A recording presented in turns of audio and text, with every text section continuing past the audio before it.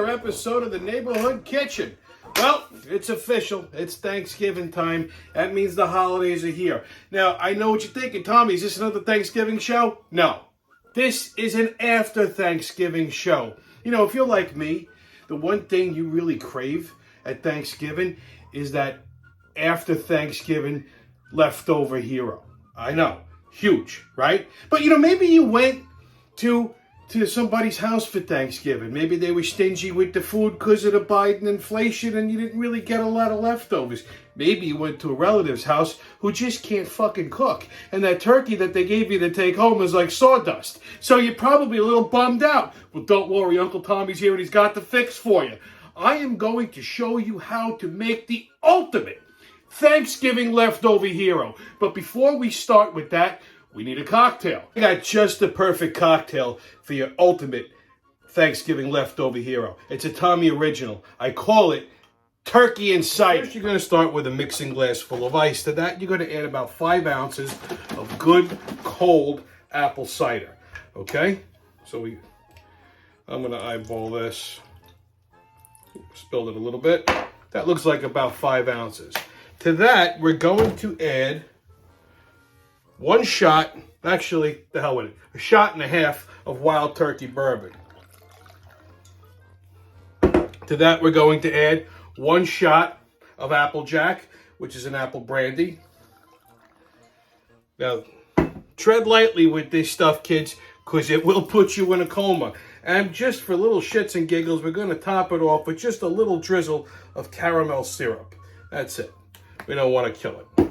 Then, you're going to lid it, give it a good shake, and strain it over some fresh ice. Just give it a nice good shake, get all those ingredients mixed up, and we should be good to go. Now, I want to take a glass, break my mixing glass loose, and we're going to strain this over some fresh ice. Check this out. Oh, if you could smell this. It's like apple pie in a glass. Azalu, to drink up and be somebody. Woo! Lord Almighty, Jesus, that will make you scream hallelujah, God. Oh, Lord. Now that we got our libation, let's get to our star of the show, the turkey. So the quintessential star of any ultimate Thanksgiving leftover hero is the bird, the turkey. And for you vegans out there that are going, well, is there an impossible choice? Go have a friggin' salad. Okay, so like I said, you may not have some leftover turkey, but I'm going to show you how to make a quick, perfect, juicy, delicious turkey breast using an air fryer. Now, since I've gotten this air fryer, I've been working out some new recipes, and I'm putting together a whole new show for you guys, which I'll probably debut after the first of the year. There's a lot of big developments happening with Kitchen Quickie and the Neighborhood Kitchen, so just stay tuned. It's going to be a busy year, but today we're going to use the air fryer to cook this turkey breast. You could even do this in an oven. Just set your oven at 350. You figure about 13 minutes per pound. I'm using a 3-pound boneless turkey breast roast that I got from the butcher. They trussed it up for me. I'm going to set this in the air fryer on the rotisserie. I'm going to set my air fryer for about 370 degrees for about 45 minutes. You want your turkey to reach an internal, when it's fully cooked, it should reach an internal temperature of 165 degrees, but you want to pull it when it hits 160 degrees. Tent it and just let it rest because it'll carry over, cook, and come up about 5 degrees. I suggest you guys invest in one of these handy little things.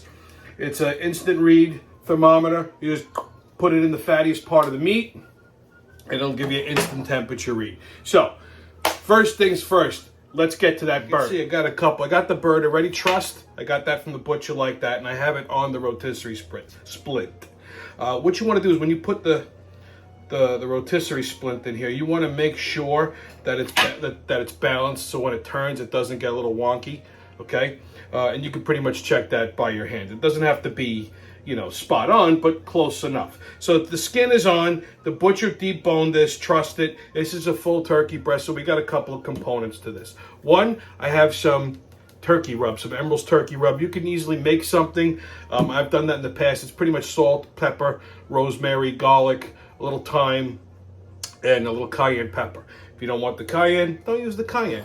And then I have a compound butter that I made. I just took some softened butter and I mashed it up with a little bit of this turkey seasoning. And what we're gonna do is we're gonna rub this all over the bird. Now, like I said, turkey tends to be a little bit bland, so you got to show it some love. And this is the way we love it up. You could use oil instead of butter if you want to go a little bit more low-cal.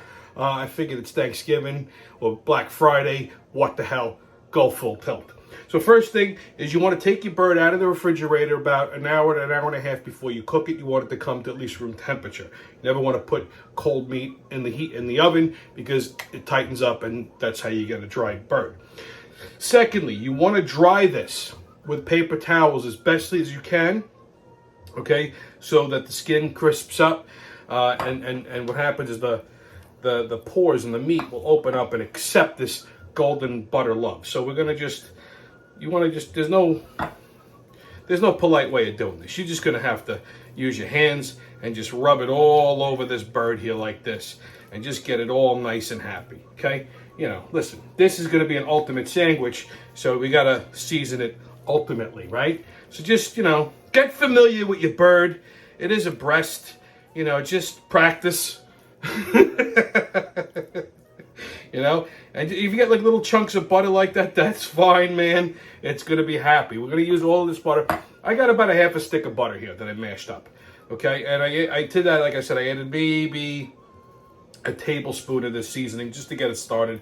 I'm also going to re-season it after I get it all coated with this happy little butter here. And then we're going to pop this into the air fryer. Okay, as you can see, we got the turkey all rubbed down and seasoned up nice. We're going to go pop it into the air fryer. Like I said, I got it set up at 370 degrees for about 45 minutes. I'll check the temp. If it's at 160, I'm going to pull it. If it needs a little longer, I'll leave it in for another 5 minutes or so till it gets to about 160. Like I said, we pull our meat, and then just tent it and let it rest until it comes up to another 5 degrees. And as you can see, we got it on the rotisserie, got a drip pan underneath it. And all we got to do is wait now and have another cocktail. Okay, so our turkey's out of the air fryer, it's resting.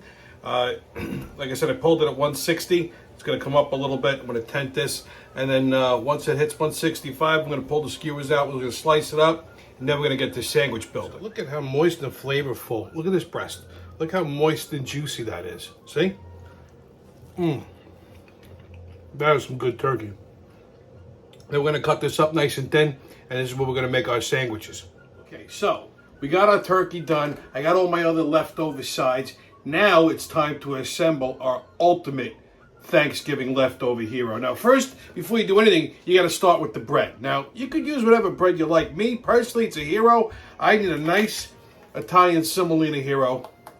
I like it a little crunchy. So what I do is I just warmed this in the oven real quick, wrapped in foil at 200 degrees for about 10 minutes just to crisp up that crust. Now, this is very important. This is a key move. This is what separates the pros from the amateurs. When you're cutting your bread for a hero, especially one like this, leave a hinge. You see that? You got to leave the hinge on here. That's very important. And on top of that, because this is going to be a really stuffed sandwich, what I do is I scoop out a little bit of a gully around the hinge so that it can expand. You see that? Like that around the filling. See? That's Sicilian ingenuity. That's sandwich engineering 101 for you. So before we put our condiments, well, I should say before we put our filling, we got to talk condiments. So the way you assemble this sandwich is key. That's what makes this an ultimate Thanksgiving hero. So first you got to dress the bread. So we're going to use some cranberry sauce. So on one side I have my cranberry sauce, which I use I like the one in the can, the jellied cranberry. I know, not very gourmet. So you just put a couple slabs on it, mash it down with a spoon. On the other side, mayonnaise. Now I know what you're thinking. My God, he's lost his mind. So now the order in which you assemble the sandwich is very important. So first you're going to start with our turkey, okay? So got a nice juicy turkey that we cooked in the air fryer. So we're just going to put a layer of turkey down, okay? There we go, just like that. Now, we're going to hit that with a little gravy, okay? Now this is just some simple gravy I made with some chicken stock and a roux. So I used about 2 cups of chicken stock, and I added that to 2 tablespoons of flour and 2 tablespoons of butter. You make a roux, okay? Then you add the chicken stock to it. Let it come to a boil, and I also seasoned it with some dehydrated onion and some of the same turkey seasonings and the pan drippings. You could use a jarred gravy if you want. Okay, next goes the stuffing. Now, I'm not getting fancy with this. This is just straight up stovetop stuffing. You've seen me make dressing, I should say, on the show before, my last Thanksgiving special. But you know what? Listen, ain't nothing wrong with some good old-fashioned stovetop. I grew up on this shit, okay? The only difference I have with this is instead of using water and margarine like the box says, I use low-sodium chicken stock and butter, actual butter, okay? Then, add more gravy, okay? If this sandwich ain't running down your arm when you eat it, you did it wrong. Okay? Then, more turkey. Okay? Just give that a little mash in there. Some more turkey there. Some more turkey here. Got another piece of turkey here. Okay? Now, here's what makes this sandwich ultimate. Here's where we get ultimate. Next, you're going to put some cheddar cheese. Okay? Then, you got a couple pieces of crispy bacon that you're going to put down on that. Okay? Now that is an ultimate Thanksgiving feast of a sandwich. And then we're going to try and cut this. See? This thing should be chock full like that. Just give it a little mash it in there. Let that hinge do its work. The residual heat from the turkey and the stuffing is going to melt the cheese. Okay? And we're just going to give this a nice little cut.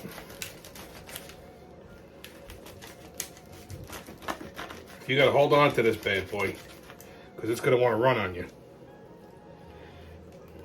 You may need some utensils when you eat it. Okay? Now that is an ultimate Thanksgiving leftover hero. Okay, so let's dig into this. Now, once you pick this thing up and bite it, you're in it for the, you're in it for the long haul. Just look at that. Look at that.